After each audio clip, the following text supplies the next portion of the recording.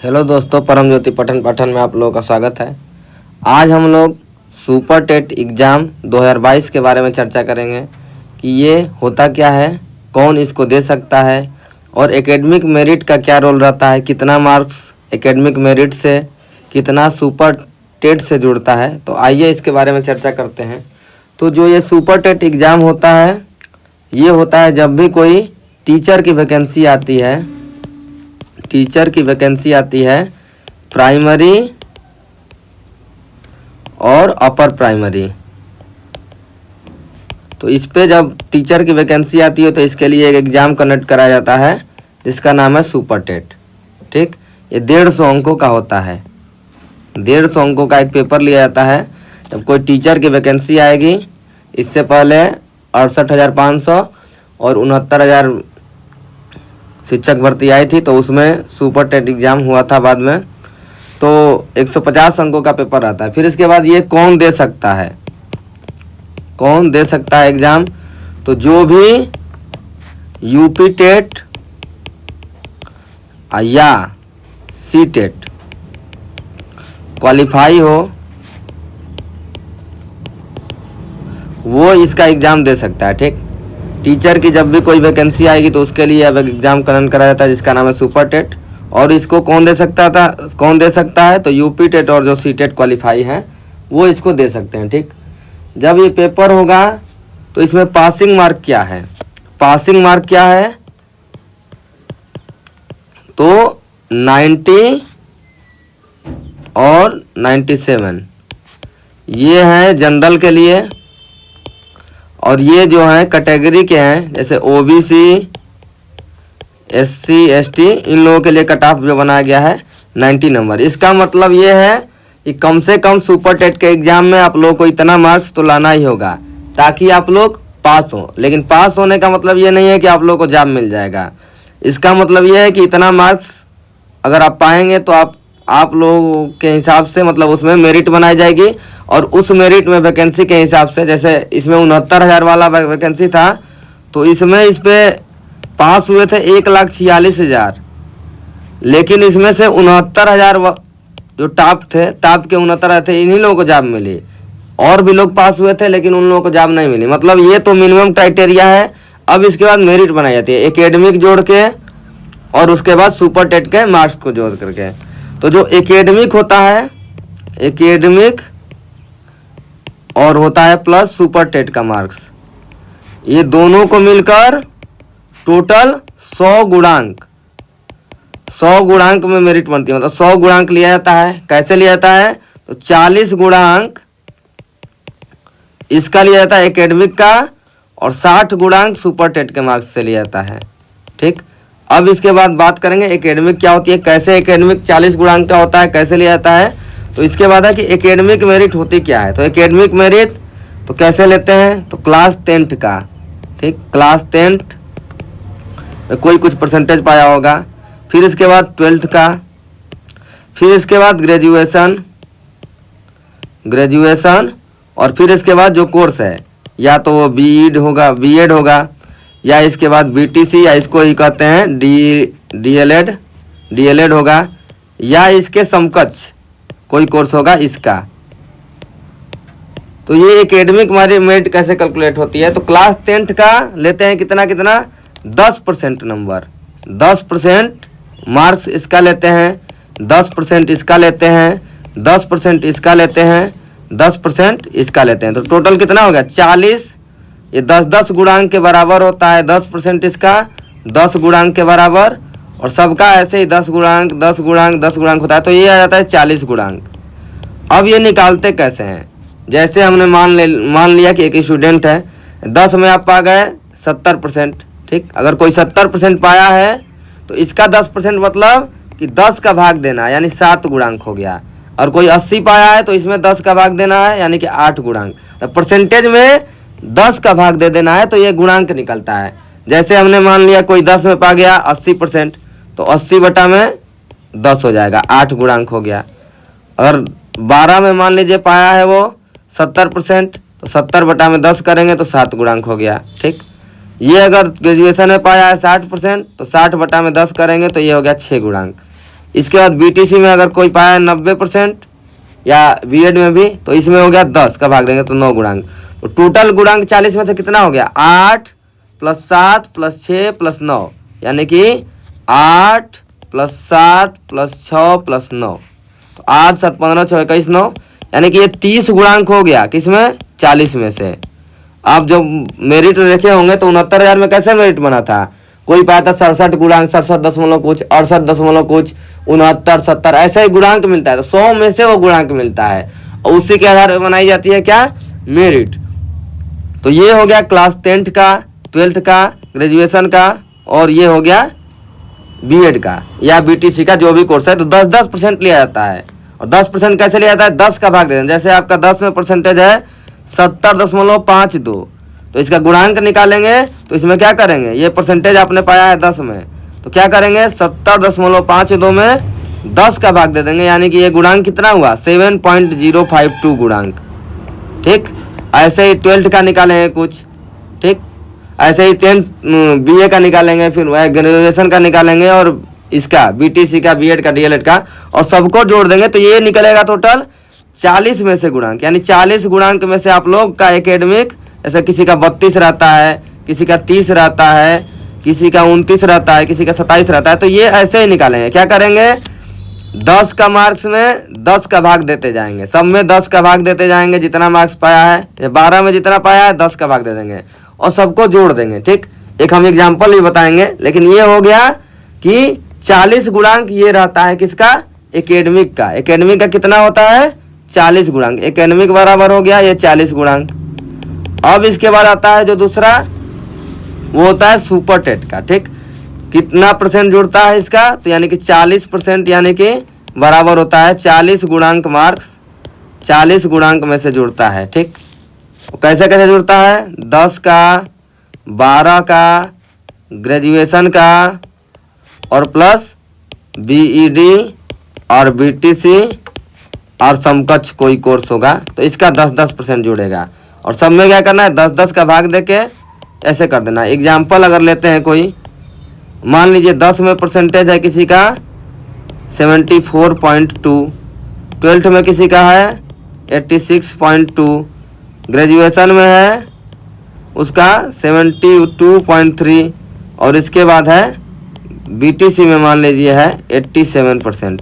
तो इसका अगर निकालना पड़ेगा एकेडमिक, तो क्या करेंगे, इसमें 10 का भाग देंगे। ठीक, तो 10 वाले का जोड़ेंगे 74.2/10, फिर इसका जोड़ेंगे 86.2, इसमें भी 10 का भाग देंगे, इसमें भी 10 का भाग देंगे, और इसमें भी 10 का भाग देंगे, और सबको जोड़ देंगे। ठीक, तो ये निकलता है एकेडमिक। जैसे इसमें भाग देंगे तो 7.42 आ जाएगा, इसमें भाग देंगे तो 8.62 आ जाएगा, इसमें भाग देंगे तो 7.23 आएगा, इसमें भाग देंगे तो 8.7 आएगा। सबको जोड़ देंगे, 7 8 15 7 22 8 30, और 30 31 से 31 पॉइंट समथिंग आएगा, मतलब इसको अगर जोड़ेंगे तो 31 आएगा। यानी कि इतना आप लोगों का गुणांक हो गया किसमें, एकेडमिक में, यानी कि चारों का। इसके लिए कोई पेपर नहीं होता है, ये जुड़ता है। अब बात करेंगे सुपर टेट का कितना वेटेज होता है। ठीक, तो सुपर टेट का होता है 60 गुणांक। बात करते हैं सुपर टेट का कितना जुड़ता है, तो 60 गुणांक सुपर टेट का होता है। सुपर टेट कितना मार्क्स का होता है, सबको पता है, तो ये होता है 150 मार्क का। ठीक, 150 मार्क का पेपर अगर 60 गुणांक का है, तो अगर बात करेंगे कि एक गुणांक मतलब कितना मार्क्स होता है, तो 60 गुणांक यह है सुपर टेट, ये है बराबर 150 नंबर का। आप लोग निकालना कैसे सीखेंगे, सीखना क्या है, तो एक गुणांक मतलब कितना मार्क्स पाएंगे, तो एक गुणांक होगा, तो 150 में से 60 का भाग देंगे तो ये आता है 2.5 नंबर, यानी कि अंक, यानी कि 2.5 अंक पाएंगे, तो इसका मतलब एक गुणांक आप लोगों का काउंट होगा। जैसे आप लोग 150 में से अगर 2.5 नंबर पाते हैं, तो इसका मतलब एक गुणांक आप लोगों का हो गया। अगर ये 5 नंबर पाते हैं तो 2.5 नंबर एक गुणांक, फिर 2.5 नंबर एक गुणांक, यानी 2 गुणांक हो गया। ठीक, यानी अगर 10 नंबर पाए हैं सुपर टेट में, तो इसका मतलब हो गया 4 गुणांक, क्योंकि क्या है 2.5 गुणांक का होता है एक नंबर, 5 नंबर में 2 गुणांक हो जाएगा। 10 नंबर कोई पाया है तो 4 गुणांक हो गया। ठीक, 10 नंबर कोई पा गया तो 4 गुणांक, अगर 20 नंबर कोई पाया है तो 4 दूना के 8 गुणांक, 40 नंबर कोई पा गया है तो 16 गुणांक। ठीक, अगर ऐसे ही अगर 100 नंबर पाया है, अगर सुपर टेट में, तो 2.5 नंबर का 1 गुणांक है, 10 नंबर में 4 गुणांक है, तो इसमें अगर 10 का गुणा कर देंगे तो 100 नंबर का मतलब होता है 40 गुणांक। 2.5 नंबर का 1 गुणांक है, 10 नंबर में 4 गुणांक है, तो अगर ऐसे ही 10 बार 10 है तभी ना 100 होगा। तो 10 बार 10 में 10 का गुणा करेंगे तो ये भी 4 में 10 का गुणा हो जाए, 40 गुणांक का है 100 नंबर। फिर इसमें 10 नंबर जोड़ देंगे, अगर कोई 110 नंबर पा गया तो इसका मतलब वो 44 गुणांक पा गया है। ठीक, अगर कोई 120 नंबर पा गया तो यानी कि 4 गुणांक और बढ़ गया, 10 नंबर बढ़ गया ना, 10 नंबर मतलब 4 गुणांक यानी 48 गुणांक हो गया। अगर 5 नंबर और बढ़ा दे 125 नंबर, तो 5 नंबर मतलब 2 गुणांक बढ़ा था, यह है ना, 5 नंबर मतलब 2 गुणांक, 10 नंबर मतलब 4 गुणांक, तो 125 नंबर मतलब 50 गुणांक। तो जब टोटल मेरिट बनती है तो कैसे बनती है, आप सुपर टेट में कितना पाए हैं उसका गुणांक और वो एकेडमिक का गुणांक।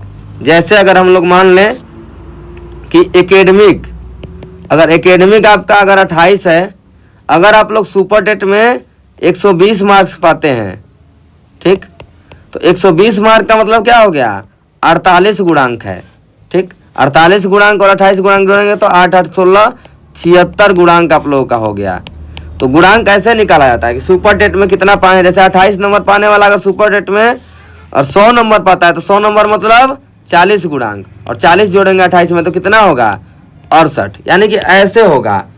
अब बात करेंगे कि जो सुपर टेट में है, अगर एकेडमिक मेरिट अगर किसी की कम है तो वो सुपर टेट में उसको, जिसकी एकेडमिक मेरिट ज़्यादा है, उससे कितना अधिक नंबर पाना पड़ेगा। जैसे कहने का मतलब ये है कि आपका एकेडमिक मेरिट 40 में से 28 है, ठीक, और किसी का एकेडमिक मेरिट 30 है, ठीक, आपका अगर 28 है, कोई ए लड़का है इसका 28 है, बी का 30 है, तो इसका मतलब आप 2 गुणांक पीछे हैं, एकेडमिक मेरिट से 2 गुणांक पीछे हैं। और 2 गुणांक का मतलब होता है 1 गुणांक मतलब 2.5 नंबर, 2 गुणांक मतलब 5 अंक। यानी कि कहने का मतलब ये है कि आप अगर 2 गुणांक अगर किसी से पीछे हैं तो 5 अंक उससे पीछे हो गए हैं पहले से ही। यानी कि सुपर टेट की परीक्षा में आपको 5 अंक, ये 30 गुणांक जिसका है, इससे ज़्यादा लाना पड़ेगा। ठीक, अगर आप किसी से 1 गुणांक अगर एकेडमिक मेरिट में अगर पीछे हैं तो आपको 2.5 नंबर उससे ज़्यादा लाना पड़ेगा। यानी कि कहने का मतलब ये है, ये जिसका 30 गुणांक है, अगर ये 100 नंबर पाता है, 30 गुणांक वाला अगर ये बी है, ये 100 नंबर पाता है, तो ये अगर आप 28 गुणांक पे हैं ए, तो इसको कम से कम इससे अधिक निकलने के लिए 106 नंबर पाना पड़ेगा, तब ये वाला अधिक निकलेगा। यानी कि जिसकी एकेडमिक मेरिट कम है उसको थोड़ा सा ज़्यादा मेहनत करने की ज़रूरत है। मेहनत का मतलब ये है कि थोड़ा पहले से पढ़े, अच्छे से पढ़े और बढ़िया से पढ़े।